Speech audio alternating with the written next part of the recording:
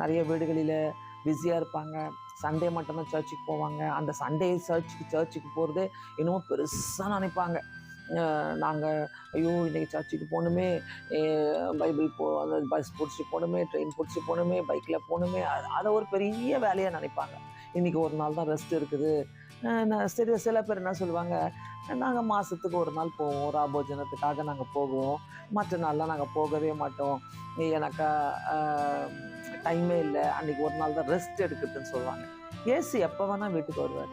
ஆனால் எந்த வீட்டில் ஜெபம் நடக்குதோ, எந்த வீட்டில் குடும்ப ஜெபங்கள் நடக்குதோ, எந்த வீட்டில் தனிப்பட்ட ஜெபங்கள் நடக்குதோ, எந்த வீட்டில் பயபக்தின்னு ஒன்று இருக்குதோ, கர்த்தர் அங்கே கண்டிப்பாக போவார். இந்த இடத்துல மார்த்தா தன்னுடைய வேலைகளில் பிஸியாக இருந்தால் கூட, வருத்தமடைந்து இருந்தால் கூட, மரியாள் ஆண்டுடைய பாதப்படியிலே உட்கார்ந்துதான் நம்ம பார்க்கோம்.